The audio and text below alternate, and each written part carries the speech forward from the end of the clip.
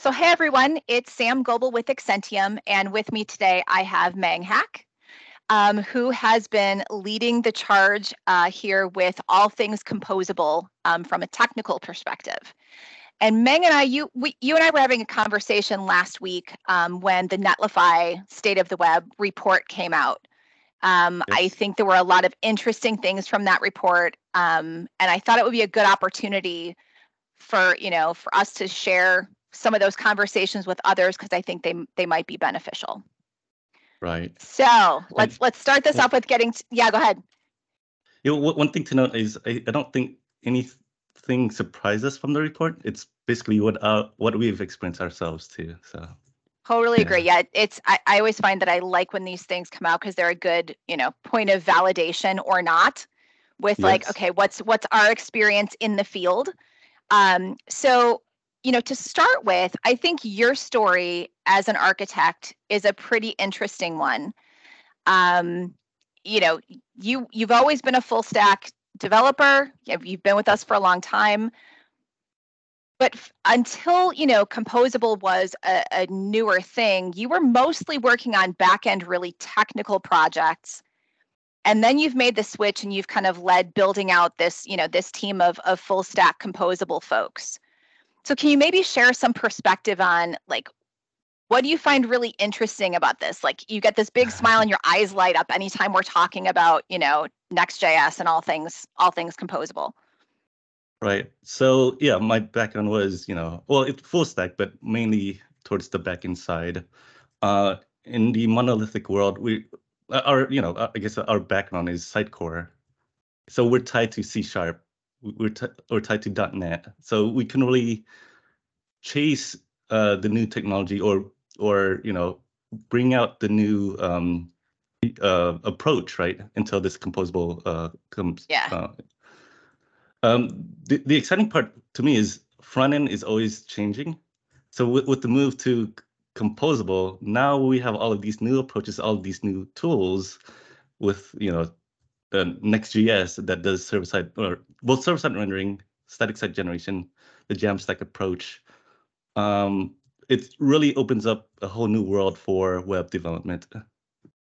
totally. And I Yeah. I would like to make sure that we're kind of exposing the things that you and your team have been doing on the delivery side because like we have cranked out some really, really nice composable headless sites, using things like XM Cloud, Netlify, all the kind of good, you know, marketing buzzwords that I get to drop.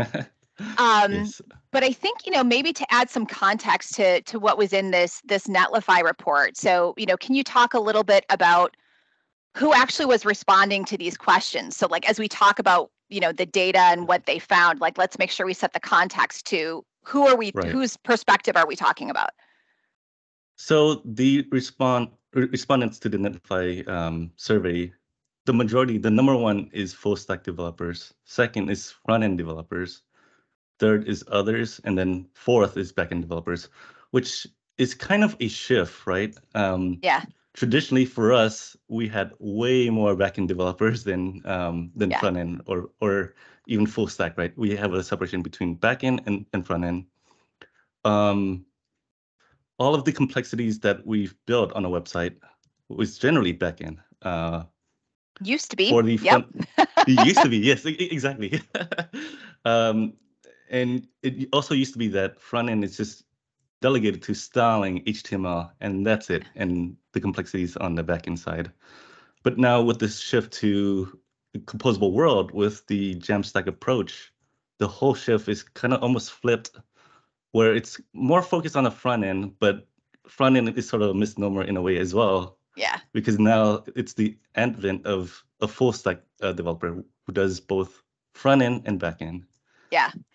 It's very cool because even for somebody like me who's marketing focused, right, I can see the potential for companies in terms of the way they're not only managing their digital from a creating content, etc., to like what does the team need to look like. So the thing that I thought was cool from my point of view Mhm. on the report was that this is the perspective of the people who are hands on, with the technology, right? Like it's not somebody like me sitting outside of it assessing something through, through some other filters.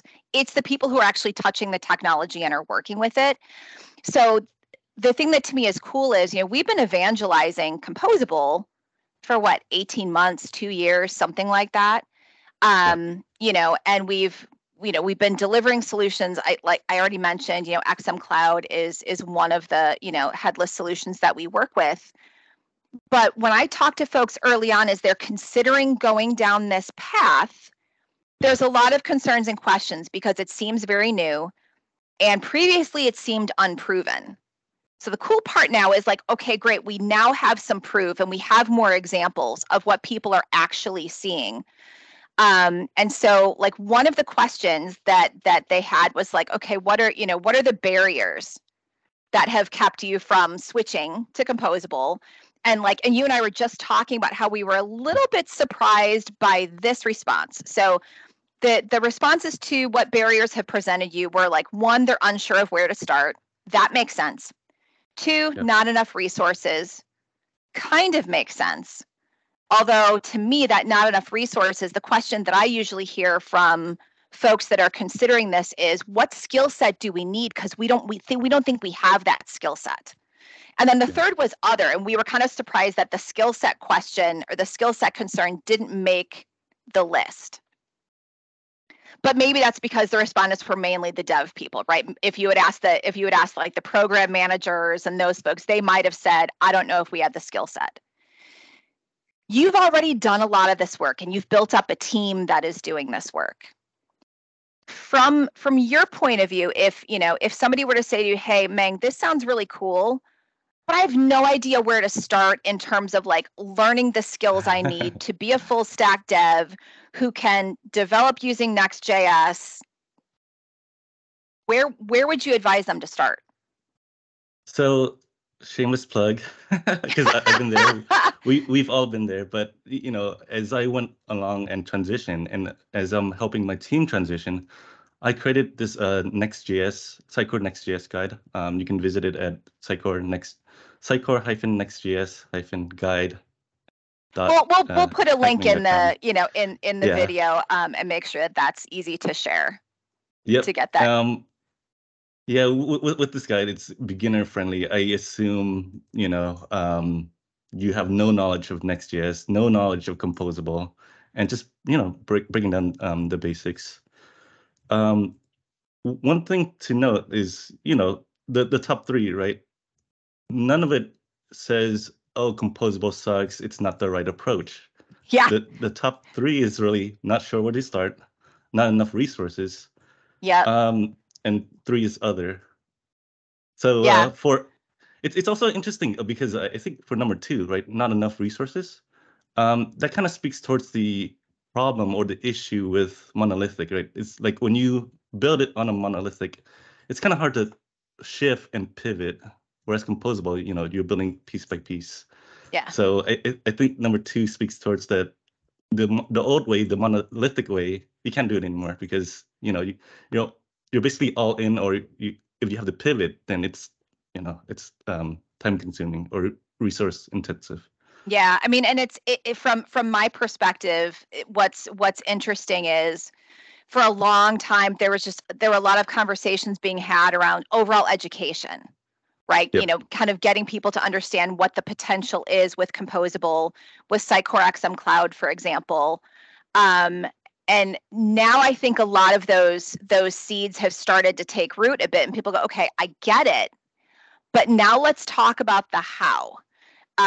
So I think, the thing that I've heard a lot of is like, okay, this is awesome that with composable, I have infinite choice, but that also means you have to make some first choices. How does that work? So let's maybe take some time digging into, okay, XCentium, okay, Meng, you're telling us this is all really great, but now we've done a whole bunch of these things. What are we seeing? So let me kind of set the stage with like the promises that we've been making for a long time about what composable can do.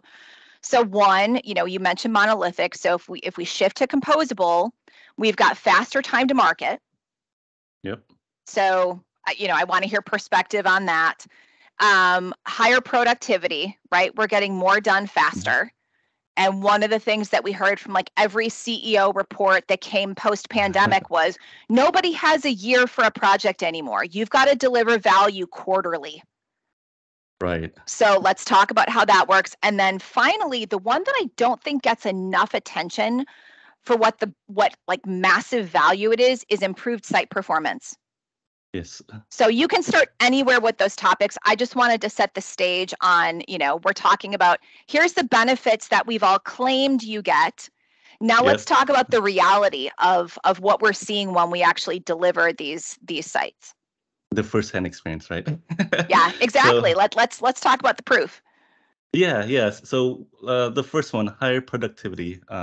Just going based off again, a Sitecore monolithic approach, XP.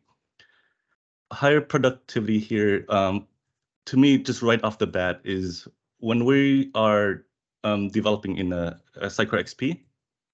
Whenever we make a change to code, we have to build and then deploy, and then because Sitecore has such a high overhead, the development process, it takes a lot longer. So you build, deploy, wait 2 or 3 minutes, and then see your change, happen. So to be clear, if folks aren't familiar with Sitecore, we're talking about older monolithic XP version.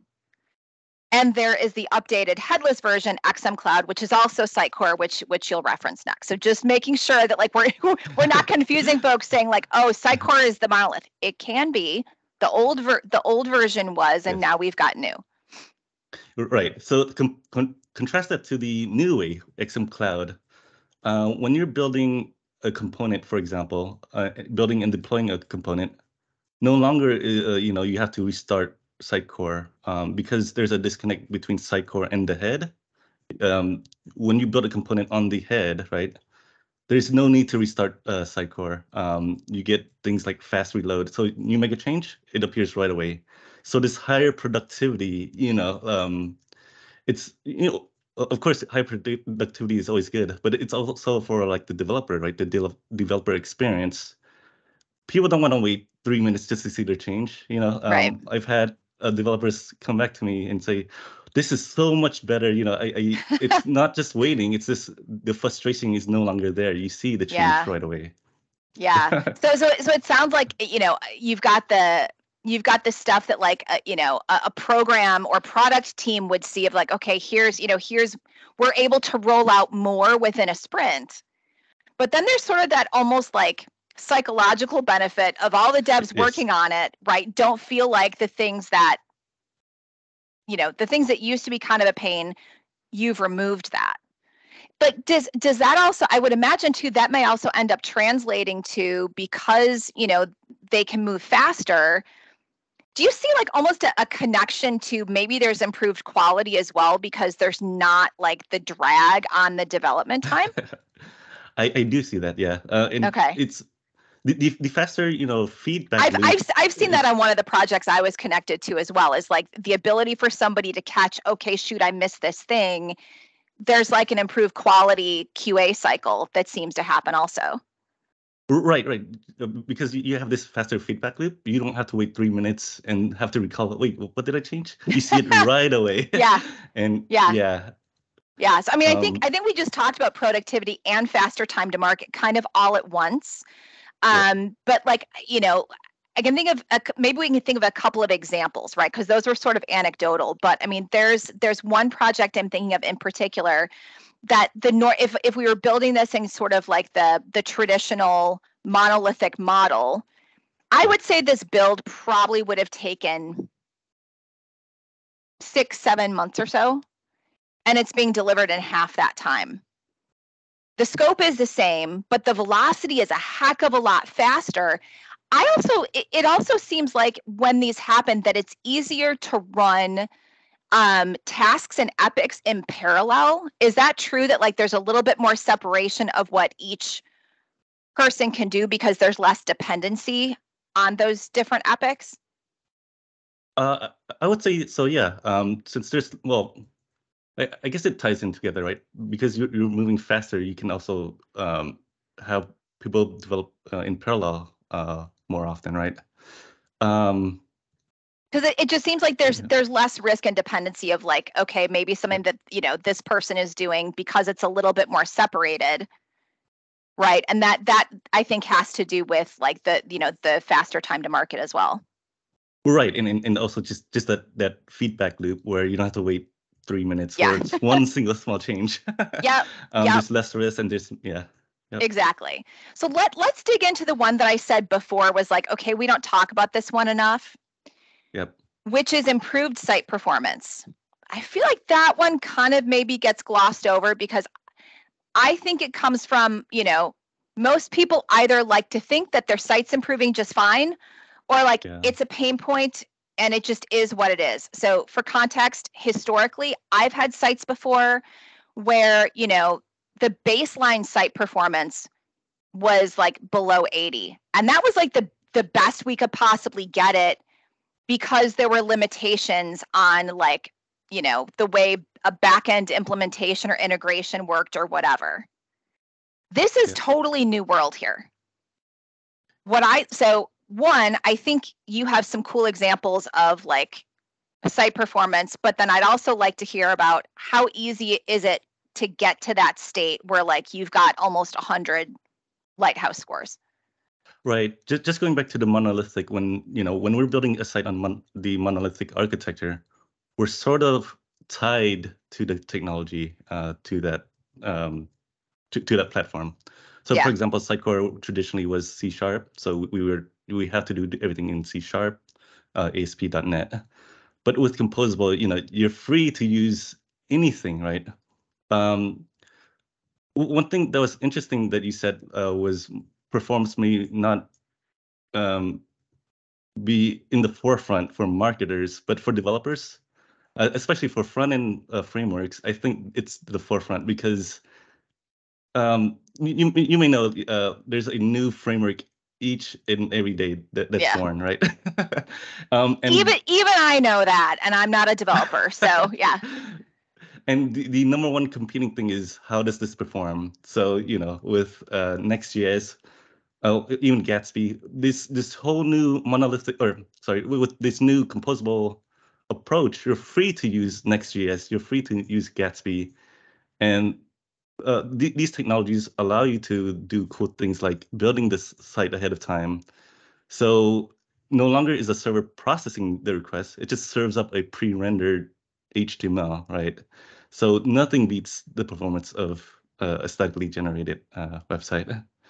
So something else just occurred to me about the site performance thing because we're really Yep. focused on site performance in terms of like how favorable are your scores for Google and search and all those other kinds of things. But then Right. there's also the implication of like infrastructure cost too, isn't there? Oh, there is that is a good Like point. Yeah, I I was didn't. told I about missed that, but like there's that. Talk a little bit about like what that benefit is, because I think most people understand like, okay, cool, we want our site to perform well so Yep. that it's being indexed and scored well and not being penalized on the Google side of things. Right.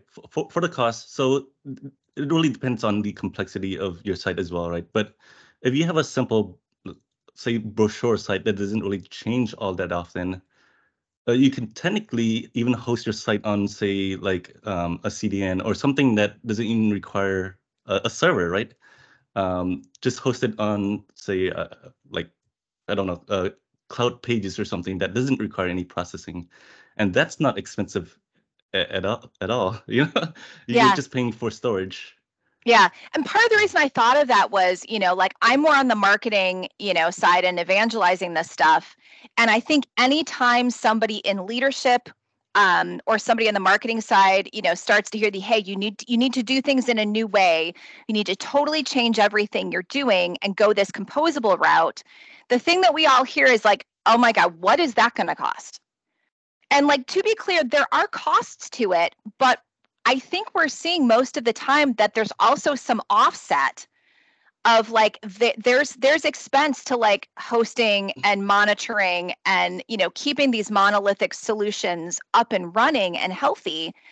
And I think every project that we've done, we've seen some of that cost being offset by the savings of this like newer and more efficient way to go. Yep, exactly.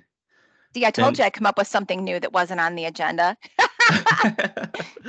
And well, and one thing about composable, I would say is, years ago, we have the early adopters where, it's only the people who are, in the cutting edge that want to experiment with it, right?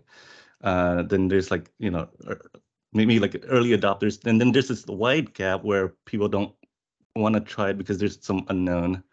And then beyond that gap is the mainstream, right? Honestly, I feel like composable is here to stay. It's like right after that gap at the beginning of mainstream. Like you and I have been talking composable for years, right? Yeah. And maybe the year before that, we haven't even heard about it. But now we can't go anywhere without talking about composable. No, and the awesome thing is that it is proving to be what we thought it was going to be.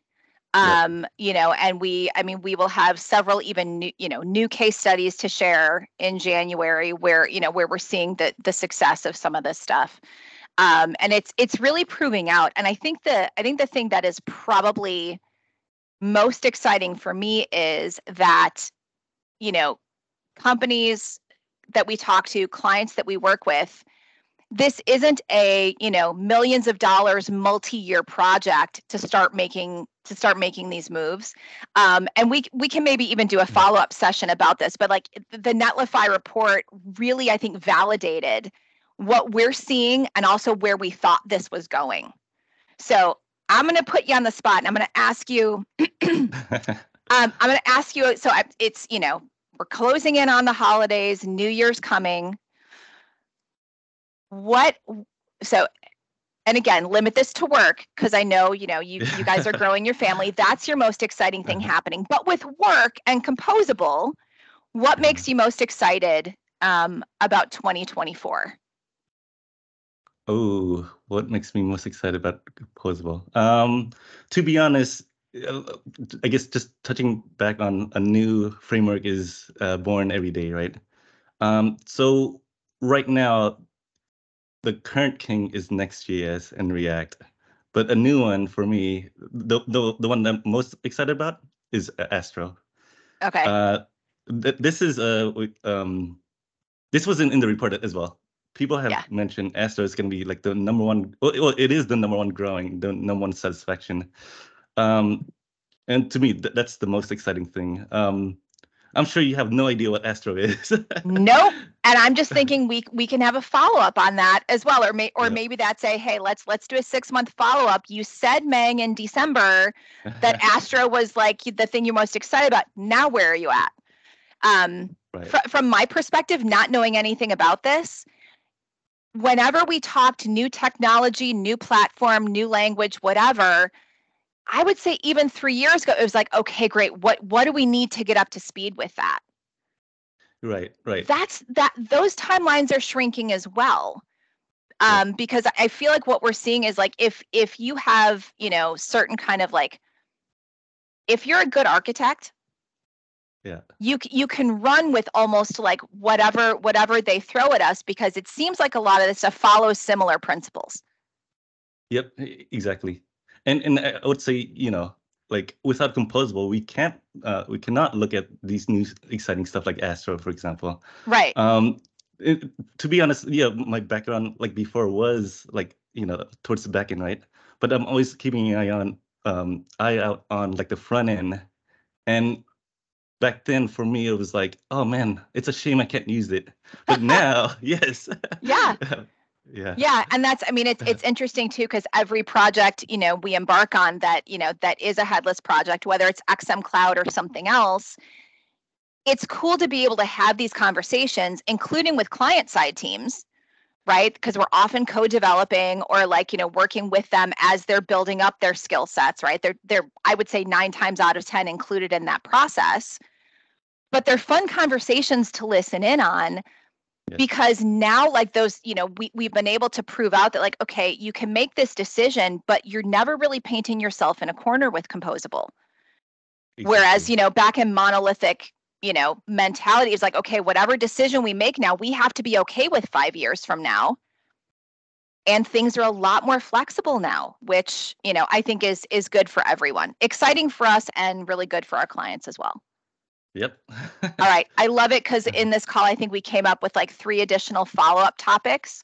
But Meng, thanks so much for spending some time on this. I think some of these perspectives in terms of like what you're actually seeing in the field will probably be helpful to others, whether they're, developers who are figuring out what their next skill set might be, or whether they're a company who's like, hey, we think we want to work on this, but we've got some questions.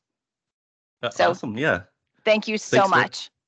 Thanks for having me. I'm always excited to talk about composable and the new technology. I know you are. We have to like calm our smiles down because we have too much fun talking about this nerdy stuff. Yep. All right. Cool. Thanks. Thanks.